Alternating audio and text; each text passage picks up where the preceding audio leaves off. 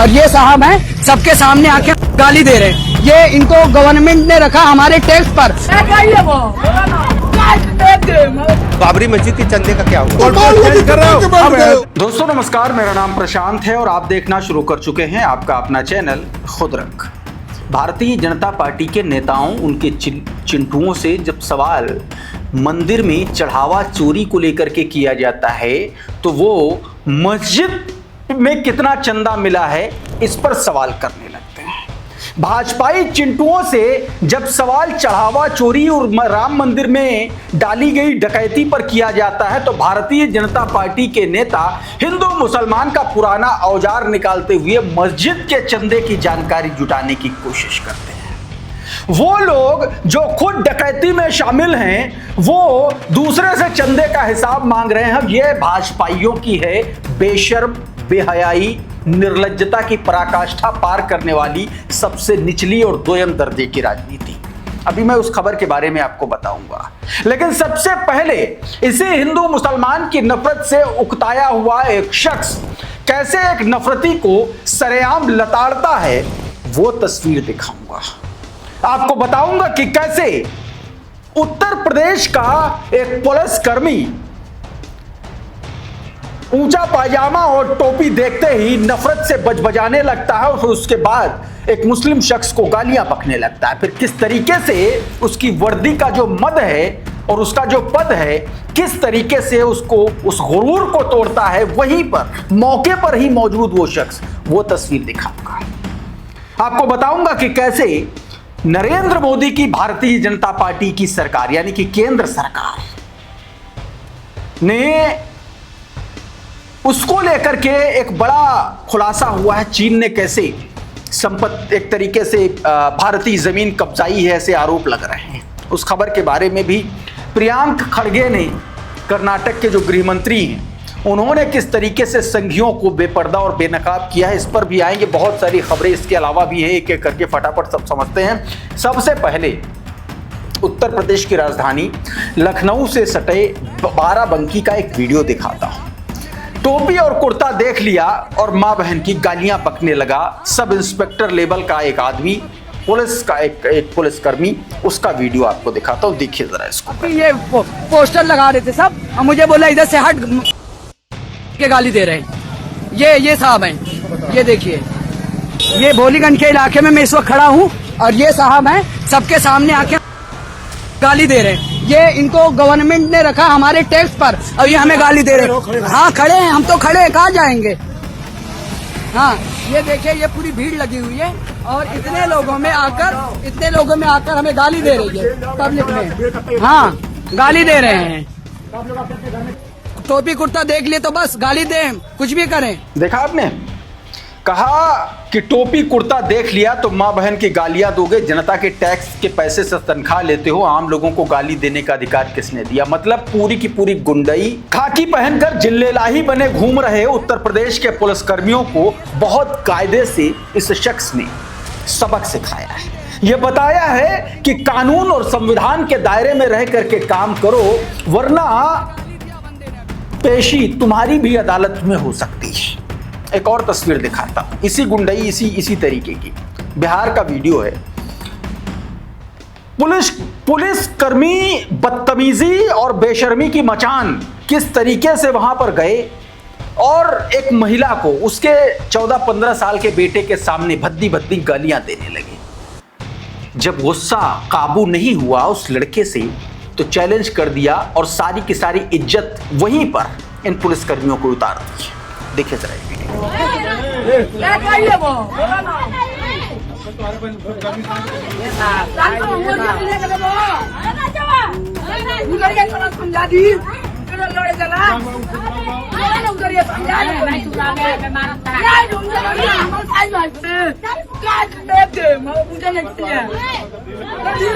देखा आपने, ये छोटा सा लड़का है और उसके सामने इन पुलिसकर्मियों ने, ऐसा कहा जा रहा है कि बदतमीजी की, गाली गलौज की और उसके बाद ये लड़का भड़क गया, कहने लगा कि माई बाप को अगर गाली दोगे तो यहीं पर फाड़ के रख दूंगा।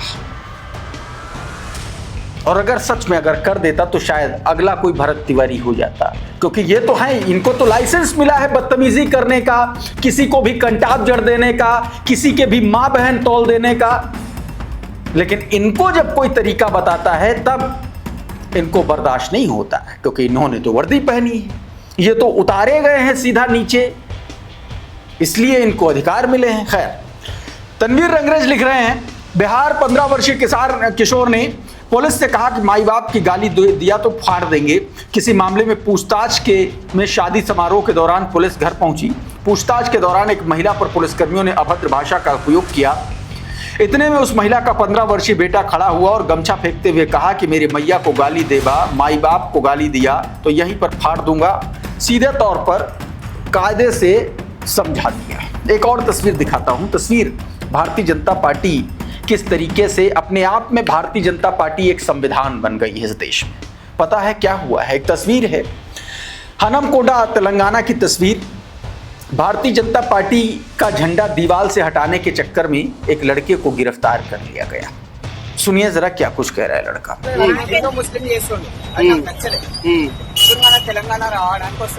मुस्लिम वॉइस से लिख रहा है कि बीजेपी के झंडा दीवार से हटाने वाले शख्स को पुलिस ने गिरफ्तार कर लिया। पूछे जाने पर उसने कहा कि मुझे बीजेपी हिंदू मुस्लिम की विभाजनकारी राजनीति पसंद नहीं है।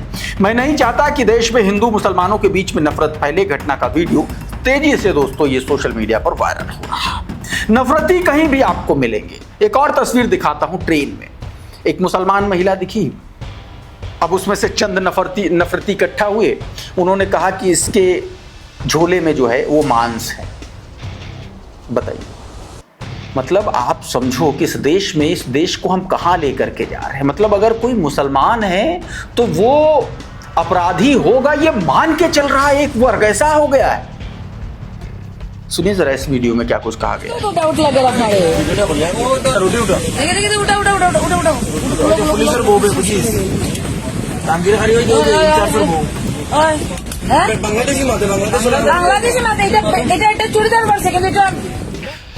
ऋतु गुर्जर लिख रही हैं, मुस्लिम को देखते ही कुछ जाहिलों के अंदर का जानवर बाहर आ जाता है। ये लोग सड़े हुए दिमाग की सड़ी हुई मानसिकता के हैं। इन लोगों के अंदर खून से ज्यादा नफरत भरी हुई है। क्या सच में ये देश वसुधैव कुटुंबकम सर्वजन हिताय सर्वजन सुखाय वाला देश बचा हुआ है? मतलब इस तरीके की स्थितियां। उधर राम मंदिर को लेकर के सीधा नरेंद्र मोदी को टारगेट कर दिया है कर्नाटक के गृह मंत्री प्रियांक खड़गे ने। सीधे तौर पर अयोध्या राम मंदिर चंदा चोरी के मामले में, चढ़ावा चोरी के मामले में सरगना के तौर पर उंगली उठाई है नरेंद्र मोदी की तरफ प्रियांक खड़गे ने। पीटीआई का एक बयान है, वो तो मैं आपको नहीं सुना सकता हूं, लेकिन उनका जो कोट अनकोट है वो जरूर देखिए। रागिनी नायक ने किया है। जब राम मंदिर का उद्घाटन मोदी जी ने किया, प्राण प्रतिष्ठा मोदी जी ने की, तो कैसे कह सकते हैं कि चढ़ावा चोरी का पैसा मोदी जी के पास नहीं पहुंचा? राम मंदिर की चंदा चोरी और चढ़ावा चोरी का मन की बात कब करेंगे मोदी जी? ये सीधे तौर पर प्रियांक खड़गे ने नरेंद्र मोदी को चैलेंज किया। कोट एंड कोट में ये कहा गया है, प्रियांक खड़गे ने कहा। रागिनी नायक कह रहे हैं कि प्रियांक खड़गे ने संघियों की नींद उड़ा रखी, और वाकई में इससे पहले आरएसएस और आरएसएस की पूरी कुंडली खोल दी थी। उसमें बड़ा असहज हुई थी। उसमें भी आरएसएस के चिंटुओं ने कुछ इनके खिलाफ केस वेस कराया है कोर्ट से। खैर आगे बढ़ते हैं। योगी आदित्यनाथ ने चढ़ावा चोरी और चंदा चोरी को किस तरीके से हिंदू मुसलमान में उसको भी तब्दील कर दिया, वो आपको एक वीडियो आपको दिखाता हूं। सबसे पहले किस तरीके से समाजवादी पार्टी को टारगेट किया योगी आदित्यनाथ ने, उसका पहले बयान आप सुनिए आपकी स्क्रीन पर। अखिलेश जी, अयोध्या को तो राम भक्तों ने सजा और संवार दिया है। आप उसकी चिंता मत करिए, पश्चाताप करिए, एक बार रामलला का दर्शन कर लीजिए। कम से कम इसी से और सद्बुद्धि आएगी। और अब तैयारी करिए कि हम कृष्ण कन्हैया के लिए भी कुछ कर सकें। अगर सचमुच अपने को धार्मिक कहलाने का प्रयास कर रहे हो तो मथुरा वृंदावन पे खुल करके बोल दीजिए। तो योगी आदित्यनाथ ने कहा कि राम जी के बाद अब कृष्ण कन्हैया के लिए करेंगे। एक कार्यक्रम में सीएम योगी आदित्यनाथ ने यह बात कही। मतलब अखिलेश यादव को चैलेंज किया कि राम मंदिर का छोड़ो, कृष्ण नगरी का देखो। सवाल यह है कि राम मंदिर का क्यों छोड़ें और कृष्ण नगरी का क्यों देखें? सबसे पहले तो जो चढ़ावा चोरी की है भाजपाई चिंटुओं ने संघियों ने, उसका क्यों नहीं मुख्यमंत्री योगी आदित्यनाथ देख रहे हैं? इसका जवाब कौन देगा? क्योंकि एसआईटी जो जांच कर रही है वो चंपत राय के चिंटू, अनिल मिश्रा के चिंटू, वो तो जांच कर रहे हैं, ऐसे आरोप लग रहे, खुलेआम आरोप लग रहे। हजारों करोड़ रुपया डकार गए भारतीय जनता पार्टी और आरएसएस के संगी, लेकिन जब उस पर सवाल किया जाता है तो फिर उसी पर नरम चारा भाजपा का, हिंदू मुसलमान की राजनीति में। ये बात क्यों कह रहा हूं? आगे एक ब्रजेश पाठक का बयान मैं अभी दिखाऊंगा आपको, लेकिन उससे पहले जरा ममता त्रिपाठी का एक ट्वीट देखिए। कहा गया कि 2027 विधानसभा चुनाव का नैरेटिव सेट कर दिया योगी आदित्यनाथ ने कृष्ण जन्मभूमि मुक्ति अभियान की बात करके। जाति में बांटो, धर्म से जोड़ो, ये फार्मूला सियासत में बहुत पुराना है और भाजपा इस फार्मूले का बेहतरीन इस्तेमाल करना जानती है। और अब मैं ब्रजेश पाठक, जो उन्होंने नया शिगुफा का है, इनसे कोई पूछता है कि राम मंदिर में चोरी डकैती पर कुछ कहेंगे कि नहीं कहेंगे, तो ये मस्जिद के चंदे का हिसाब मांगने लगते हैं। गजब है, मतलब चोर हिसाब मांगेंगे चंदे का, मस्जिद के चंदे का। भाई चोरी का इल्जाम तो आरएसएस और भाजपा के लोगों पर ही है ना, उन्होंने ही तो भर्ती किया था, और वो भी रिकमेंडेशन पे। तो मतलब अब सवाल ये अगर कर दिया जाए, जिन पर आरोप हैं, जिनकी सरकारों पर आरोप है, किस तरीके का कांड हुआ है, वही कह रहे हैं कि पहले हिसाब इसका दो मस्जिद का, यानी कि सीधे तौर पर हिंदू मुसलमान की पोलराइजेशन की पॉलिटिक्स करते हुए नजर आ रहे हैं ब्रजेश पाठक। कह रहे हैं कि ये लोग चंदा चोरी के जो लोग, आप उनसे पूछिए कि बाबरी मस्जिद के चंदे का क्या हुआ। मुस्लिम स्पेस लिख रहा है कि मुसलमानों का चंदा चोरी मामले से कोई लेना देना नहीं, फिर भी उनसे पूछिए बाबरी मस्जिद के चंदे का क्या हुआ। उत्तर प्रदेश में डिप्टी सीएम को राम मंदिर चंदा चोरी मामले पर पत्रकार ने पूछा, अजय राय, अब आप लोगों को चंदा चोर कह रहे हैं। उन्होंने बाबरी मस्जिद का चंदा का हिसाब अजय राय से मांग लिया। बताइए, ये स्थिति है। और तो और एक भारतीय जनता पार्टी का बदतमीज और बेशर्म प्रवक्ता है, गाली गलौज के लिए कुख्यात है, प्रेम शुक्ला। अनुराग भदौरिया ने जब सवाल किया तो उसको देखे किस तरीके से बदतमीजी के साथ बात कर रहा है। के साथ आवाज मिलाते हो, कहते कि चोरी हो रही है वहां पे, कहते वहां चोरी हो रही है। आज गोल्ड पोस्ट चेंज कर रहे हो, अब अयोध्या में पोस्ट चेंज कर रहे हो, अब अयोध्या में कह रहा है कि कृष्ण जन्मभूमि पर मंदिर बनेगा, नहीं तो मान लो कि कटा के बैठे हो। ये किस लेवल का आदमी है, कितना घटिया आदमी है ये, बताइए कैसी बात कर रहा है। खैर आगे बढ़ते हैं। ये भारतीय जनता पार्टी के संस्कारी प्रवक्ता हैं, इसलिए वो भाजपा ने इनको हटाया नहीं। इससे पहले भी कांग्रेस के प्रवक्ता सुरेंद्र राजपूत की मां के खिलाफ इसने बदतमीजी की थी, और अब ये बात कह रहा है।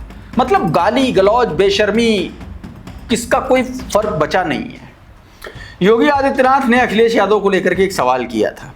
उन्होंने कहा था कि जो अखिलेश यादव हैं वो 12 बजे सो करके उठते हैं। अखिलेश यादव ने घुमा करके बहुत तगड़ा बयान दिया है, ये भी सुनिए आप जरा। मुख्यमंत्री जी हमारे पड़ोसी हैं, अगर उन्हें हमारी जानकारी है तो हमें भी तो उनकी जानकारी होगी।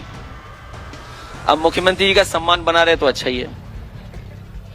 और दूसरा हम बताएं आपको, ये चंदा चोरी और ये चढ़ावा चोरी तो है ही है।